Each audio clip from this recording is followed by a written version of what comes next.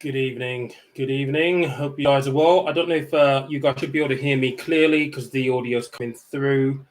Guys, I just wanted to jump on here and do my first live because there's been phenomenal growth on the channel over the last 30 days, 28 days. I think it's around about 730 or so people that have subscribed to the account.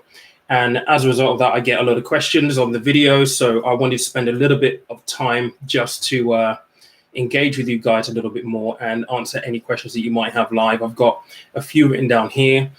So if you are watching, make sure you put something in the chat. If you have any questions, I'll happily take them. But I wanted to firstly start off just by showing my appreciation, really, to be honest. The growth on the channel over the last 4 weeks has been absolutely amazing. Well, certainly over the last 4 to 6 weeks has been absolutely insane. And I've enjoyed producing the videos. They do take, obviously, a lot of time. I'm trying to find that balance at the moment between the kind of videos that I want to make. So in the videos where I talk about things not to do in your 20s, and there was another one as well. I've changed the style of how the videos are going to look. And that's because, you're welcome. And that's because I want the videos to be a bit more engaging. I'm very, very aware that I'm talking about money, investing. And as a subject matter, that isn't always the most interesting subject to be talking about. So I want to make it a bit more entertaining, a bit more engaging. So as time goes by, there will be more kind of videos that will come through, more interesting videos. I'm actually working up towards doing full-blown documentary type sort of videos, really, to be honest, where I'm going to look at specific areas of finance, and because it's UK-centric, really try and have a look at it from a broader point of view, not just obviously the personal side to it, but how politics impacts it, how the economy impacts it, and try and break it down into really simple, enjoyable, bite-sized videos for you guys. So I really do appreciate it, all of your support and all of the comments, all the likes. It's been absolutely amazing. So thank you. And this is just one of the first lives that I will do on this channel. I'm actually thinking about doing one of these, if I can, depending on schedule and how busy I am. I would love to be able to do one maybe twice a month on a Sunday, maybe. But certainly start off with this first one, see how it goes. And if it goes well, we can always repeat this and make this a regular occurrence. I would love to do one of these once a week on a Sunday where I can hop on here, take questions from you guys and be as helpful as I possibly can. So again, if you guys do have any questions, make sure that you pop them here in the chat box. Here we go. What are your thoughts on investing in the S&P 500 or a mixture of the top performing stocks for 10 years or more? I'm 25, by the way. Okay, mate. The fact that you're thinking about this at 25, you're onto a winner straight away, because this is one thing that I wish that I kind of I got the habit of when I was much, much younger. I'm 40 years old, so I started my journey pretty late. So if you're thinking about this already at 25, mate, you're onto a winner. Absolutely. So S&P 500 or a mixture of the top performing stocks for 10 years. Absolutely. I mean, look, remember where we are right now. So I'm looking at the FTSE 100 specifically. Let me just have a look at the charts. See where they closed down on Friday, because I can't quite remember. So the FTSE 100, I'm going to use the FTSE 100. I'll have a look and see if I can see the S&P 500 on this chart. I need to configure it properly, but I normally look at the FTSE 100. So the FTSE 100, prior to the lockdown kicking off, was trading at 7,300, 7,400. So we are miles off the top of where we were prior to the lockdown. Now, when we look at the markets and the state of the markets, there is one thing that really should give you comfort. This market state isn't because of some kind of systemic problem. So it's not like there were subprime mortgages being sold that have basically collapsed the entire system. This is something that came out of the blue. that no one was foreseen, no one ever kind of foresaw. And as a result of that, this has happened because we've had to shut down economies, and now we're slowly getting back to it. So there is an argument to say that the FTSE could bounce back. Some markets globally could bounce back pretty quickly. It will take a little bit of time. I mean, I remember back in 2007, 2008, the markets bounced back, I think it was probably in about 48 months, something like that. There is an argument to say that it might bounce back a little bit quicker than that. So getting invested right now into the S&P 500, FTSE 100, or any of the top 10 stocks is an absolute winner in my view. Obviously, you need to be aware that when you invest in the market, obviously it's going to be volatile. So you're going to get in day one, and you might see a little bit of a bubble. It goes down, goes up. But if you're looking for 10 years plus, and that's your time horizon, you will be onto a winner, because the Dow Jones is at 25,000 at the moment, which is pretty good. I'm just going to go back on the history on this. So where were we before? So let's go back 3 months. Actually, let's go back 6 months. The high on the Dow Jones was 28,000. So, actually, where's the high there? 29,000, 16th of January this year. So we are currently at 26. So there's still a little bit of room even in the Dow Jones. So if you're thinking about getting invested, mate, absolutely spot on. There's another question here. I recently paid off all of my debt and started paying everything onto some of my 6 months. For default, should I still wait? Okay, so are you based in the UK? I'm assuming that you are. Right, so with credit repair, what's the situation with the defaults? Are you in touch with your creditors? What's going on? I need a little bit more information. Right, okay, so you are based in the UK. Yeah, you need to speak to your creditors. So if there's defaults, and then there's them going off into debt collectors. So I need to know what stage you're at. My advice to you generally would be, though, don't bury your head in the sand and just try and kind of like ignore it. That's the worst thing you could possibly do. Take actionable steps to actually pay off the debt. Now, it might be painful to start off with. They're going to ask you for a load of information. They'll ask you how much you're earning, your expenditure, so on and so forth. Be as honest as you possibly can. Set up a payment plan. The earlier you get ahead of this, the sooner it's going to be over. And the sooner you can begin to correct your credit score as well. So try and make sure that you do that as well. It was passed to Laurel. I paid them last. Have you paid them? Are you paying them installments? Or are you paying them all in one go? Okay, so one of them's paid off. It's paid to Laura. You paid them. So I'm assuming you paid off the whole thing in full. Okay, cool. So now you're looking at credit repair, basically. So with credit repair, if you haven't, I don't know whether you watched any of the credit score videos that I did earlier in the year. I talked about how credit scores are basically built, where the information comes from, and I gave 10 tips on how to improve your credit score. I think the main thing that's really important is to acknowledge this. There are 3 credit reference agencies in the UK. So you need to make sure that you check your file with every single one of them, because they often will hold slightly different bits of information about you. Now, if you've paid off the debt in full, you should be getting a discharge like letter or notice. When that comes through, you want to make sure that it's reflected on your credit score. So you want to do it with Experian, you want to do it with Equifax, and you want to do it with TransUnion. Those are the 3.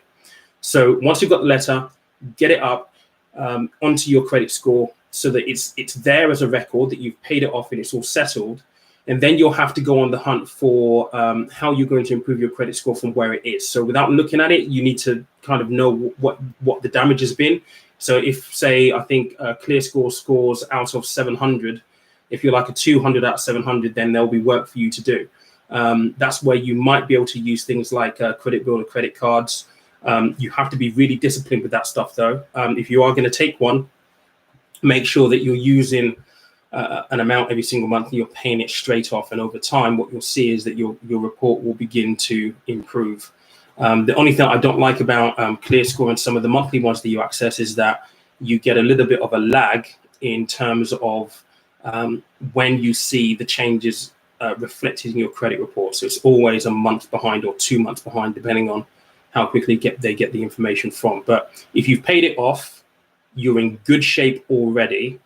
Now will just be about your credit report. So again, go back to that video. I think I provided links to all of the three. If not, I don't know if you follow me on Instagram. Find me on Instagram, DM me there, and I will send you the guide that I wrote. I wrote a guide on the top 10 tips to improve your credit score. And within that guide, it gives you access or links to all of the three credit reference agencies where you can set up a free account, and it's basically available on your phone. So you can update from there. So that's what I'd say as a start for 10. Right, okay. Do you think I should invest money with £1,000 with Hargreaves Lansdown or trade in 212? This is a very good question. Okay. If this is your first time, I would strongly suggest that you need to understand the difference between Hargreaves Lansdown and trading 212. Okay, so let's look at it. People love trading 212 because it's free. There's no commissions when you're buying the shares, right?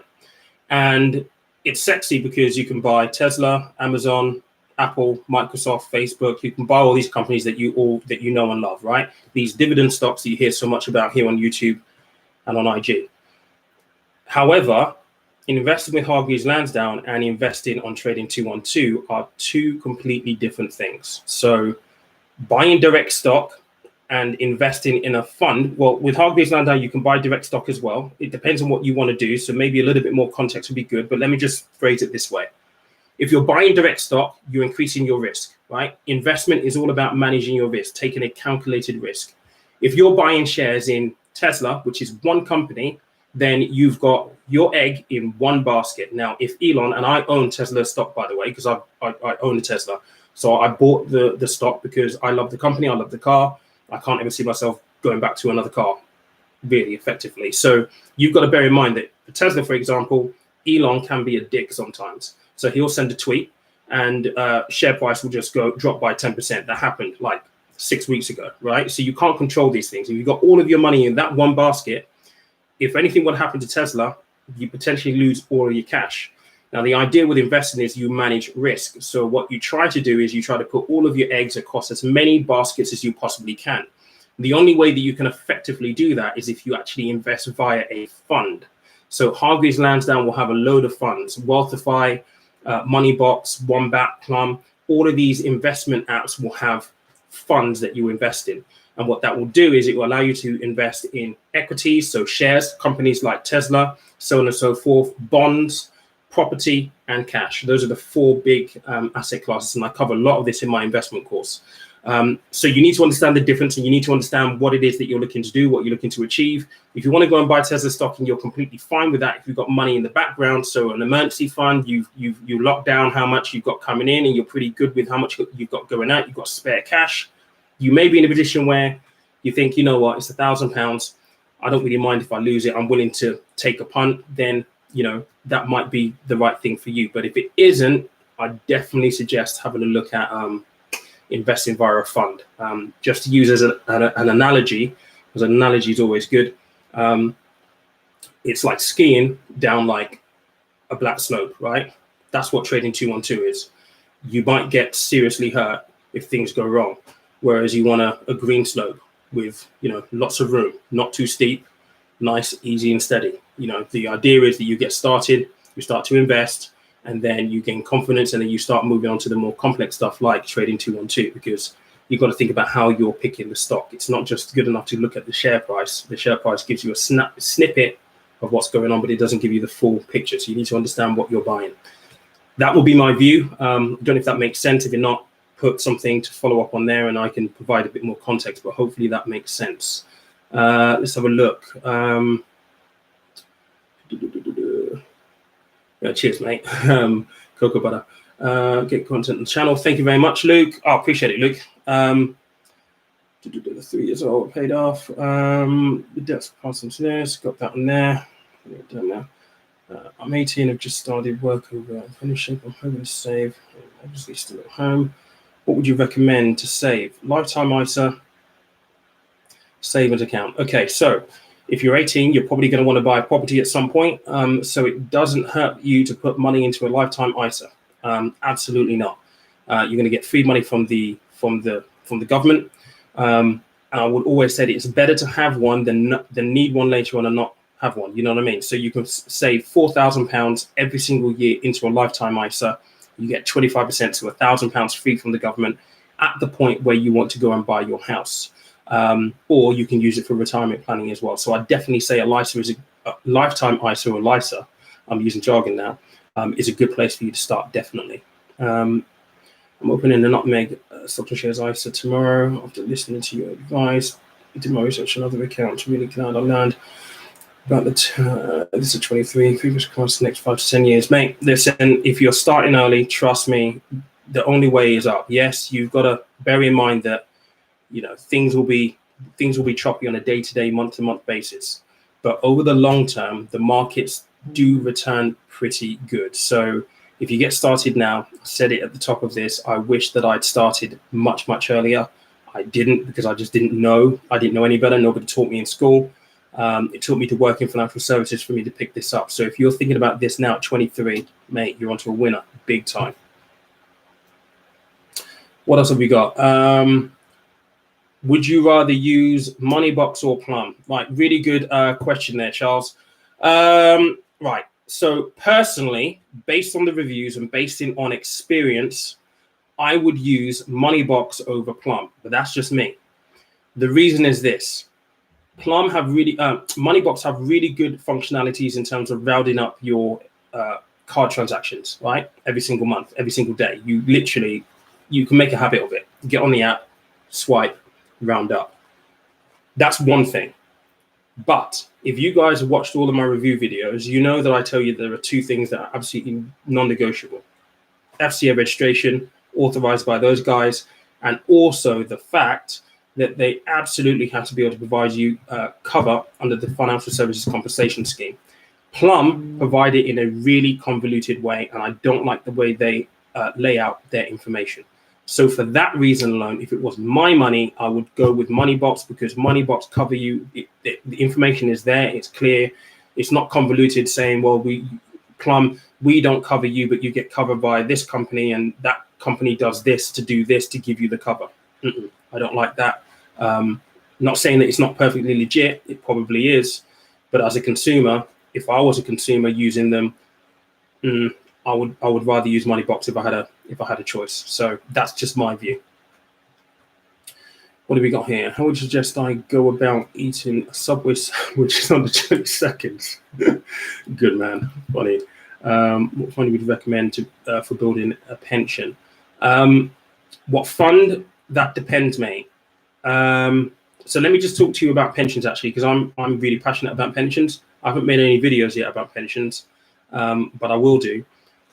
So there is a train of thought that if you're saving into a pension and you're in your 20s or your 30s, then you're not going to be able to access the money for 30 odd years, right? 30 odd, 20 odd years. So you've got a really long investment time horizon. So essentially what that means is when you think about the logics of investing, timelines, managing risk, it means that you can afford to take a lot of risk. So if you're looking at the kind of fund, I can't tell you what fund specifically because there are so many out there, but if you're looking at the kind of fund, that logic would tell you that you should go for a high risk fund because you're not going to need it for 20, 30 years. So you might as well take the most amount of risk possible and try and accumulate the most amount of money possible over the course of that period of time. That's just what the logic says. Whether that will actually work for you, I don't know. You need to be aware of what your risk appetite is as an investor. But that's the basic fundamental logic that we would use. And that would be my starting point of conversation with a client if I was talking to them about a pension and they were in their 20s or their 30s. The longer the term, you can afford to take more risk. You're not going to need the money for years, so it makes sense. Try and make the most of it. Try and get the best out of the situation. Okay, we've got another one here. So I'm trying to understand compound interest and where to put my money. What website do you recommend to find this information rather than just a calculator? Okay, so the idea of compound interest, Lex, is, so let's just say you've got £1,000, right? It's £1,000 in your account. You go and put that into the stock market. So whoever it is that you've chosen, and let's just say the first year you return 10%. Okay. Now, 10% of £1,000 is £100. So in year two, so you started off in year one with £1,000. End of year one, you've got £1,100.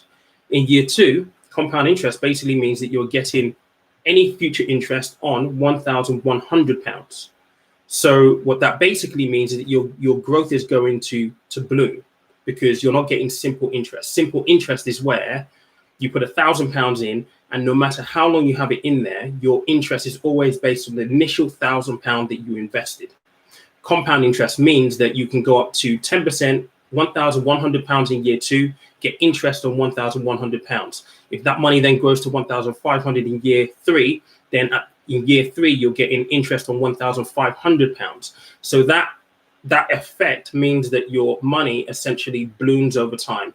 And there is a rhyme of reason to say that if you get 10% return every single year for 7 years, every 7 years, then it means that your money will double. That's why compound interest is so powerful. Let me know if that makes sense. If not, I can go back over it again. Should I add I'm self-employed and 30? Yeah, it does matter. So you need to factor that into, so for your situation, mate, your income will vary. You're not going to have a fixed income, I would imagine. You won't, unless your business is really kind of like already set up and established. So when you're talking to your any of the guys for a new credit card and stuff like that, just be mindful that your level of income, if they ask you what level of income, you just don't try and fake the information, mate. Just, if you're looking for a credit builder credit card, just getting one is the most important thing. The limit doesn't matter. Don't worry about the limit. Even if it's a 500 quid, take the one for 500 quid and then try and work out from there. And the best thing you could do is, if you've got a car for 500 quid, spend 100 quid on it every single month, pay it straight off immediately. Don't. The mistake that people often make is they'll get a car for 500 quid. What they'll do is they'll spend the entire £500 and then they'll pay it off slowly every single month. That's the worst thing you can do. Get it, spend an amount, clear it straight away. Best thing you could do ever. I think we've been in channel. Yes. To have some money in Shell BP and a couple of other stocks. I'm trying to build my portfolio up to make money from dividends. Okay, Pete. You need to know what you're doing. If you're going to be investing in Shell, you need to have a look at the business. You need to have a look at what the oil prices are now. I haven't really been following oil, but Saudi Arabia and Russia caused the fall in the oil prices only a matter of months ago. So I don't know what the situation is now, because I've not followed it closely, but you need to obviously bear that situation in mind. I've got one of my investment managers on the podcast. So if you guys haven't listened to the podcast yet, there's a lot of stuff I cover on the podcast. My investment manager friend, is coming on the podcast, not tomorrow, but the Monday afterwards. He's going to be talking about picking stocks specifically. So what you're planning to do there is invest directly in Shell BP. And I actually asked him the question on the podcast episode that we recorded this week. What happens, or what should you do? What would he be doing as a professional investment manager in times like this, where countries and politics are involved in the dynamics of how a commodity is priced? Because that's essentially what's happened. They have basically driven down the price of oil stock because they basically want to hurt each other economically. So I asked him the question, as a professional fund manager, investment manager, what would you be doing? And his answer was, I would be staying clear of it. And the reason is because he felt that the minute you have outside forces that are driving or dictating the prices of a commodity, that you run into a really dangerous scenario where you can't predict what's going to happen next. So if you're working in a normal sort of environment where the world's back to normal, you've got planes taking off, you've got cars on the road, businesses are still operating at 100%, then you can kind of approximate the level of demand that is out there. You know that there's demand, and therefore, based on how much oil is produced, the prices are then dictated, and so on and so forth.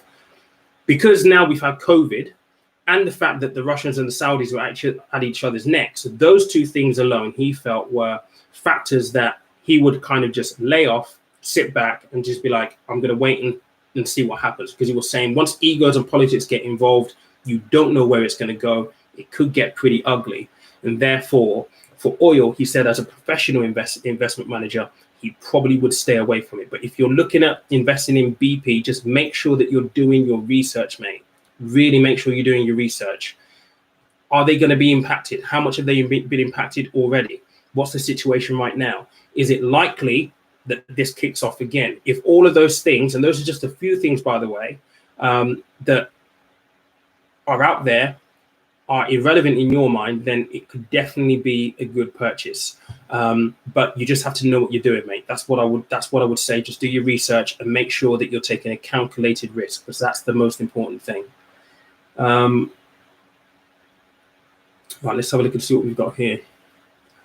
We might use some training to buy 10 different stocks of the 10 best performing S&P 500 companies and invest in every month from my salary. What are your thoughts on this?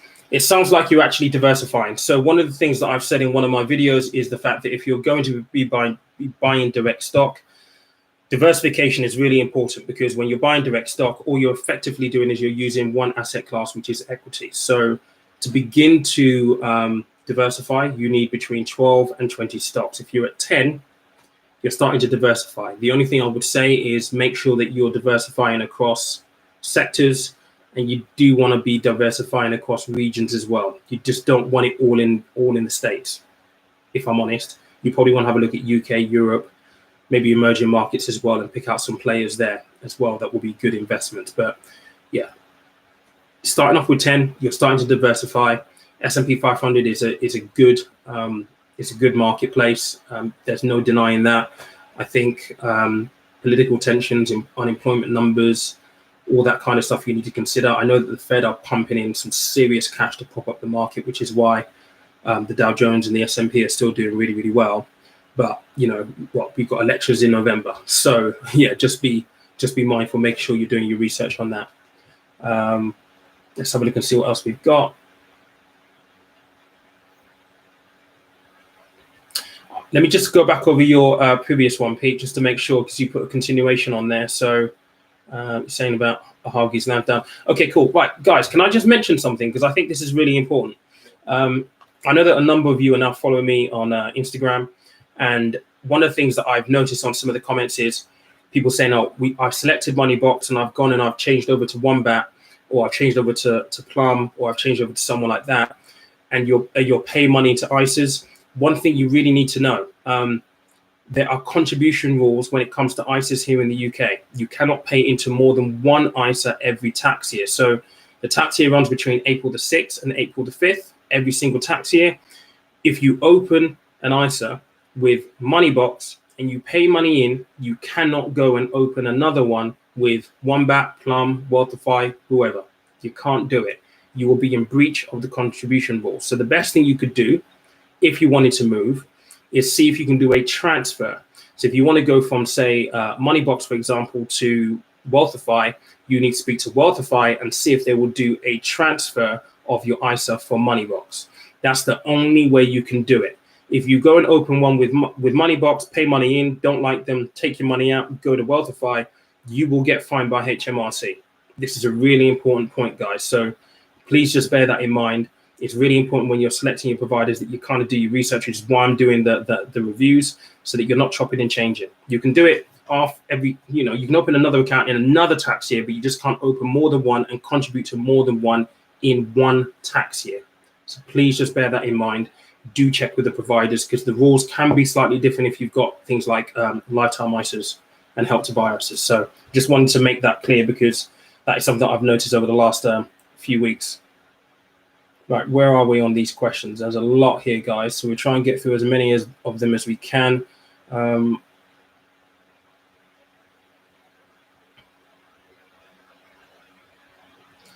Yeah, so Javin, what I've just said there will apply to you, mate. So if you've got your lifetime ISA with Moneybox, your ISA allowance every single tax year is £20,000. So if you're only paying £4,000 into an ISA, into your lifetime ISA, you've still got £16,000 that you can pay in. So as long as you do it with Moneybox, you should be able to open up a separate ISA to use the rest of your allowance, if that makes sense. But again, you just need to double check with Moneybox or whoever it is that you're going to use to just check that how they administer the rules, because some people will have different interpretations of the rules. So just check with them. So for you, if you've got more than 4,000, mate, fucking great going, but you can still pay the money into an ISA. You just need to check with your provider.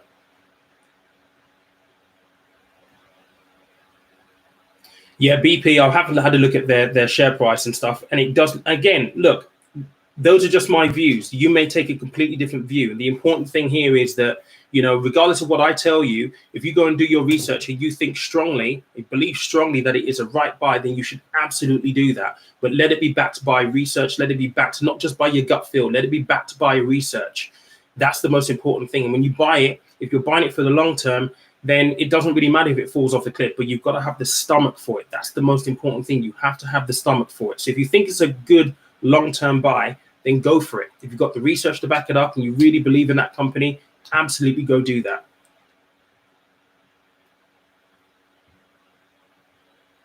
Lump sum to invest, do you dump it in or feed it in? How much are you talking, mate? Is the question. There's an argument for both. I mean, with pound cost averaging, so if you feed it in monthly, you'll benefit from pound cost averaging. The problem with pound cost averaging is that if the markets are going up, then you're buying the share every single month at a different price, at an increasing price. So effectively, you buy less shares with your money. The opposite is true if the markets are falling. If the markets are falling, you're laughing. So there is an argument for both, depending on what your circumstances are and what you think might happen to the share price at any given time. So it's a hard one to answer. But again, it's really down to kind of your preference. If you've got a lump sum and you feel that the markets are at a good place right now, look, I've just said what the market's at 6.1. The previous high was 7.4, 7.3.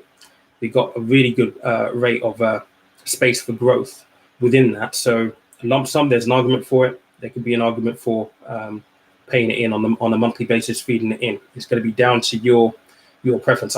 I need to be careful about giving advice and kind of giving you guys information so that you can use it as your own research. I would give advice if I knew your personal circumstances, but I don't. So it's very, very hard for me to give you a full picture as in terms of you should definitely do this. And that's why I'm trying to be a little bit careful. And I apologize if it feels like I'm not really giving you the answer that you want, but I'm trying to align so that I don't, you know, kind of break regulatory rules as well. Because I've been in the industry 15 years. I know what the industry regulators are like. Appreciate that, Jamie. Thank you very much. I appreciate you coming in and supporting as well. Makes sense. I'll give my confusion. Okay, cool. Good, Lex. You got that. Perfect. Yeah, that's very, very true, Dean. I mean, look, we're not at full capacity just yet still. So the oil price is low. Like I said, I haven't followed what's been going on with Saudi and the Russians. I don't know whether they called it off. I think they kind of cooled off for a bit, but you know, oil prices are low at the moment because the demand just isn't there. There aren't really that many planes flying. So you look at just that industry alone and how much fuel they use. It's clear that the oil prices are going to be low, and actually some of the share prices might suffer as a result of it as well. What else have we got here? Stocks and shares I'm so far really helpful with.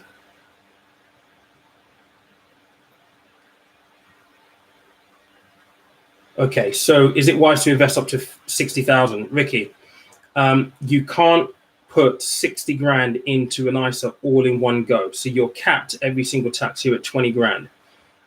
If you're married, well, if you have a partner, well, let me just say if you're married, because you've got to hand over this cash. So with an ISA, you can't have it in joint names. So if you're married, a household of two, husband and wife, husband can pay in £20,000, wife can pay in £20,000. So immediately you've got £40,000 this tax year that you can pay in. But you as an individual, you're capped at £20,000, unfortunately. So yeah, just bear that in mind. What you might do, and what some people would generally do, is they will put £20,000 into an ISA. And I don't know who you're using, but if you're using Hargreaves or Wealthify or someone like that, they will have a general investment account. So what they'll do is that they'll put £20,000 into an ISA, they'll put £40,000 into general investment account, and when the next tax year rolls around, they will literally transfer their next year's ISA back into a new ISA. So in other words, break it down simply, this tax year ends April the 5th, 2021. So you put £20,000 in right now, you put £40,000 into general investment account. Then when April the 6th next year comes along, you take £20,000 from your general investment account and pay it into a new ISA for the new tax year in 2021. That's what most clients would do. Well, that's what I used to do for most clients when I was advising, because that's what makes sense. It's called a feeder account. So that might be something you could consider. Oh, you put another section on there. Then start stock and shares has to allow 25,000 room to growth. Yes. So the limit on the financial services compensation scheme is 85 grand. Okay. You have some providers that will offer you an upper limit. So they will say, we'll cover you under the financial services compensation to no upper limit. So it means that if you've got like 200,000, it doesn't matter. They'll cover you for £200,000.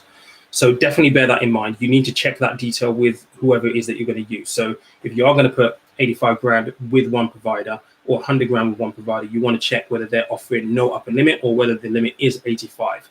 Some clients do get spooked, and I've seen plenty of clients get spooked on that one point in the past. Well, they'll say, well, actually, hang on a second. I've got £200,000 here. If you're only going to cover me for £85,000, that's all you're going to get. And they go and put the rest of the money with another provider or two other providers to make sure that they're covered under the financial services compensation scheme for all of their cash.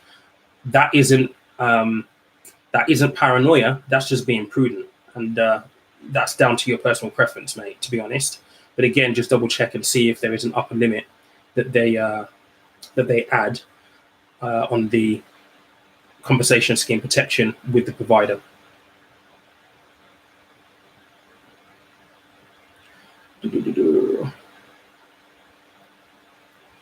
Does being self-employed affect getting a mortgage? It can. You got to understand. So I'm a qualified mortgage advisor as well. So if you're self-employed,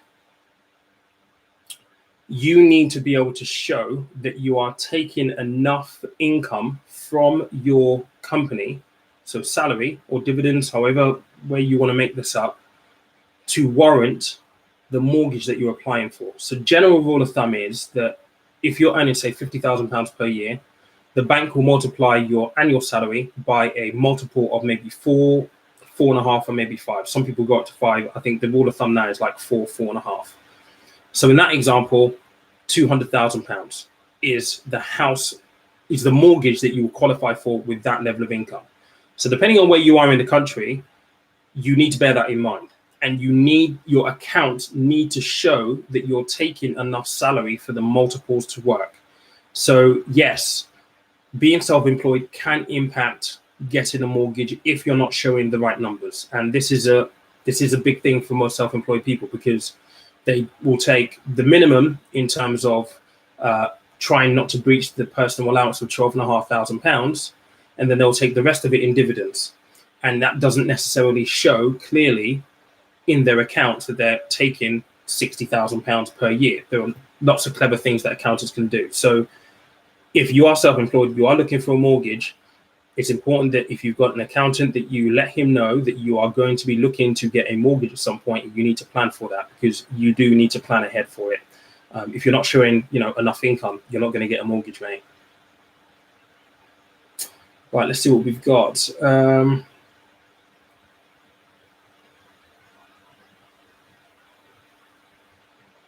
No, Charles, you can't. So you can't have look, let's put it this way.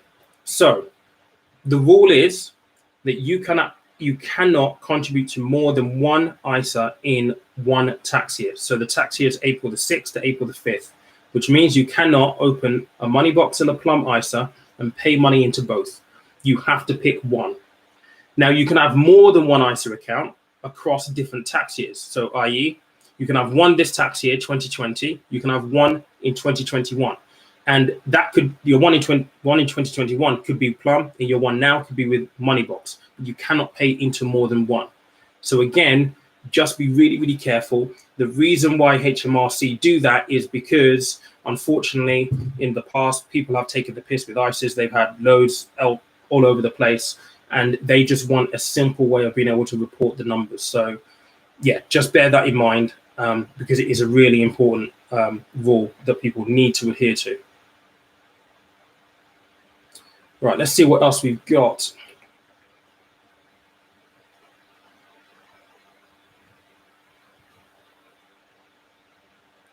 Would you suggest putting money solely into an stocks and shares ISA until you reach the 20K limit and look at a general investment account? Okay, Will. The maximum you can contribute into an ISA is £20,000, okay? That doesn't account for your interest, right? So let's just say right now you've got 20 grand. You can put 20 grand into an ISA. That's completely fine within the rules. Now, let's just say you've been really lucky, right? And in 6 months' time, that 20 grand is 30K. You're still fine. It doesn't matter what your account, your balance grows up to in interest or investment returns. The amount you can contribute is £20,000. So you can't pay in £20,000 and £1 or one pound 1 penny. You can't contribute 25,000. It's £20,000 maximum. If your investment returns take you to 25, 30, 40, 50 grand, it doesn't matter. You've not breached the contribution amount. So it's the contribution amount that matters. So in your example, if you were to pay money in, get to the limit of 20,000, you leave the money in there, because guess what? The interest that you receive on top of it does not count towards your contribution levels. I hope that makes sense. If not, let me know, and I can provide a bit more context.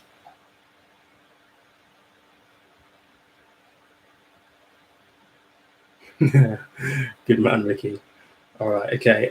Any thoughts on the best lifetime ISA? I haven't kept my ear to the ground in terms of the best ones that are out there at the moment. There are lots of comparisons I wouldn't be able to tell you, Luke. I'm sorry, mate. I just haven't kept my ears in terms of the best deals that are out there.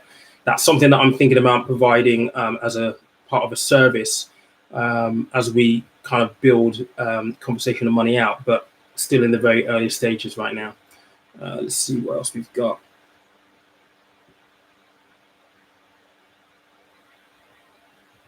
Okay, thoughts on paying student loan off earlier or in large amounts?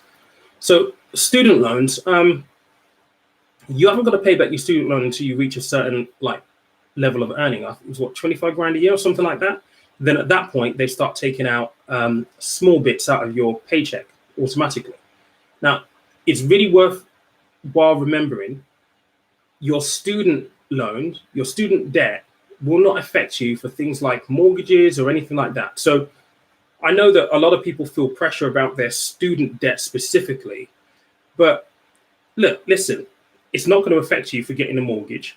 If you go and pay that money off and you don't save it for say like a mortgage deposit or deposit for a mortgage, for example, you can question whether it's a good use of money. If they're taking the little bit out of your salary, that's completely fine, unless it's really doing you like detriment in terms of like your month to month, like living paycheck to paycheck. There's an argument to just let the government just take the small amount and just let them take it over time, mate. I mean, it's not going to affect you for mortgages. It's not a debt that is registered against you for the things that really matter for you to do, like buying a house or, doing those important things. So I would say just kind of let the government just take the small amounts out, mate, is what I would say. Let's have a look and see what we've got here. Callum. Can you use an example, trade in 212 and Moneybox at the same time? I'm assuming you're talking about this for an ISA, mate. So, well, I know that trading 212, you have got ISAs, but you're buying direct stock. When you open the account, they will ask you for your national insurance number. That's how HMRC knows that you've opened an ISA account, right? So technically speaking, you really shouldn't Now, if you're using Trading 212 for CFDs, currencies, commodities, stocks, that isn't within your ISA, which isn't an ISA account, then that's completely fine, as long as it's not an ISA. What we're saying here is you can't have an ISA with Trading 212, an ISA with Moneybox. That really is a no-no. But if you're using Trading 212 for like the trade and CFD side, that's not an ISA. That's completely fine. You can have your money with you can have your account with Moneybox without breaking the rules. So that's an important distinction to know, mate. So if you're doing the ISA with Trading 212 and you're doing an ISA with Moneybox, no. If you're using the trading side of Trading 212, so the CFDs, commodities, stocks, currency, forex, then yes, you can, as long as it's not within an ISA wrapper, which I don't believe that the CFD side and the trading side is. So I hope that makes sense.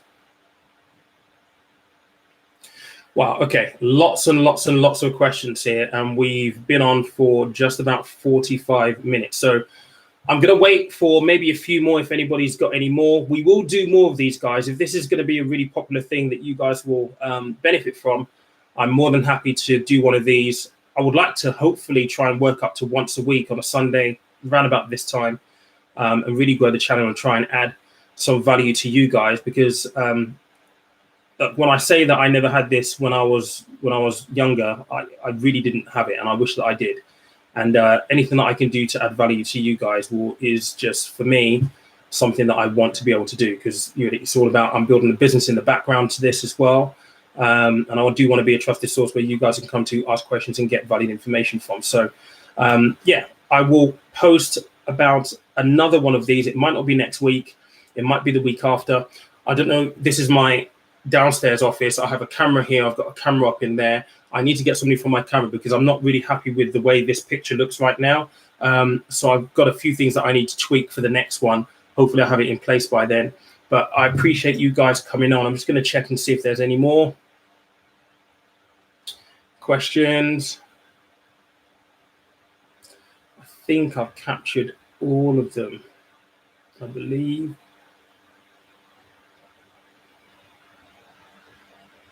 Yeah, I think I've captured all of them. Yeah, guys, thank you for watching. Thank you for dialing in. All right, here we go. Getting a student loan to study abroad. Callum, no, I wish I did, mate. I could do a little bit of research for you, but nothing that I know off the top of my head for that. Just want to open a money box, such as shares ISA. Starting to put some money in. I want to eventually move to a different platform such as Hargreaves Lansdown. How would you recommend learning to choose stocks? Oh, really good question. Okay, so I have an investment course which basically takes people through the entire fundamentals that you need to know about investing. So it takes you through, keeping your money safe, and some of this stuff I have covered here already. So you get a checklist. I major heavily on investor psychology. And the reason why I major on that is because I've alluded to a lot of this. You need to know why you're investing in the first place. Really, really important, because knowing what you're investing for will mean that you know exactly what you need to do in terms of your strategy to help you get to your goal. It's really important that you have a clear goal. So the investor psychology is really important. We talk about risk, we talk about investment timelines, but I do specifically speak about how you go about and the questions that you need to ask, things that you need to look at when you look at buying stocks specifically. So it will cover a lot of the bases. It will give you a clear comparison between trading and investing, buying direct stock, investing in a fund, and you'll be able to know pretty quickly which one you should be doing. There's a ton of checklists in there. So that course I run on a regular basis. At the moment, it's actually going to a learning management system next week. So that will be available. So if you're interested in that, there is a link on my last video from Friday where you can literally just submit your details. And once it's in the learning management system, I'll ping you an email so you can take the course. But that's what I would say. Definitely get that course. That will give you all the information that you basically need. It might actually be worthwhile as well listening to the podcast next Monday, not this Monday, next Monday, because I've got my investment manager mate coming on, and we're going to talk a little bit about how he started investing in the market. He gives away a few tips here and there. Let's see what we've got. Thank you, guys. Also working at the same time if I've invested less than 15,000 yards. Let me just check that again. Luciano.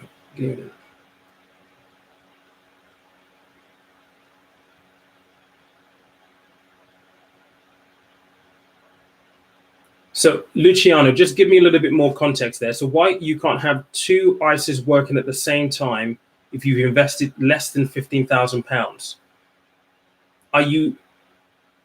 Well, you can't contribute to more than one ISA in a tax year. So when you say two ISAs, you can't do that in the same tax year. You can do it across different tax years. So, for example, if you had £8,000 in an ISA from 2019 and you've got £7,000 into an ISA in 2020, that's fine. You can run two ISAs across two tax years, but you can't contribute to more than one in one tax year, provided obviously you've got the lifetime ISAs and all that kind of stuff, which you'll need to check with the providers. But technically speaking, you can't have more than one ISA in any one tax year. So the idea of having two working for you in the same tax year doesn't work. You can have it across different tax years. I don't know if that is what you meant. That's how I've read it. So let me know. Oh, two ISA accounts. You can't have two ISA accounts in one tax year. You can't open two ISA accounts in one tax year. You can have two ISA accounts across different tax years, yeah? Let me know if that makes sense. Good, Richard. I'm glad that you found this useful. Yeah, go on, Charles. You got one more question. How much is the income from your... Right, how much is the income from your ISA tax? Right, so this is the beauty about an ISA. All the money that you pay in, all the interest that you get, or investment returns that you get, and all the income you draw from an ISA is completely tax-free.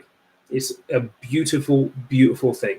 So if you've listened to me speak about investing on Instagram, on here, anywhere, I always tell people you need to start with your ISAs first. This is why. It is tax-free. The income is tax-free. So it's a beautiful thing. It really, really, really is. I've seen clients that have paid money into their ISAs every single tax year for the longest time. Elderly clients, wealthy clients, and they end up with 600, 700,000. I know a couple of ISA millionaires who have got over £1 million in ISAs because they've done it year on year, year out, every single year for yonks.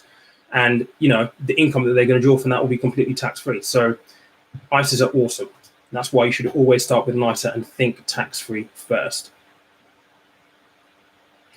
All right, guys. I think that is it. Thank you so much. I really do appreciate it. I will let you guys know when the next one will be.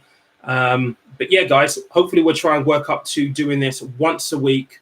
But I'll probably do the next one really, really slowly in a couple of weeks' time to see how we get on. And then we can start going from there. All right, Callum, you've got one more. If my stock prices go up and down, that count towards my... No, it doesn't. No, so your investment value going up and down doesn't count. It's your contributions. So the money that you physically pay in. It doesn't matter if it goes down, it goes up, it doesn't matter. It's your contributions that count towards your ISA allowance.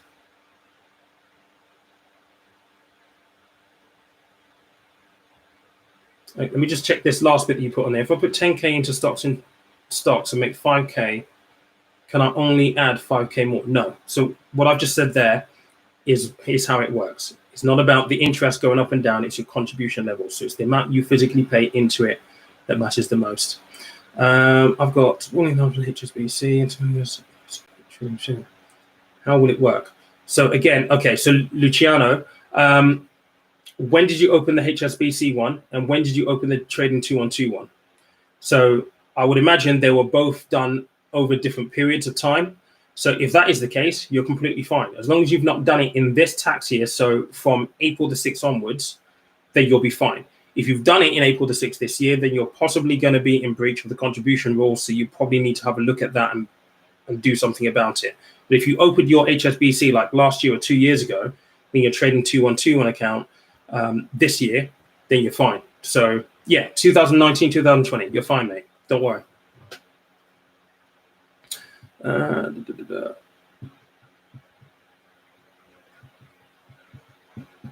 All right, guys. Look, I appreciate you guys coming on. Thank you so much. I'll probably see you guys I will see you guys in a couple of weeks' time. But yeah, thank you, and watch out for the for new videos. And if you haven't followed me on IG yet, make sure you follow me on IG. And have a good evening. I'll catch you guys later on.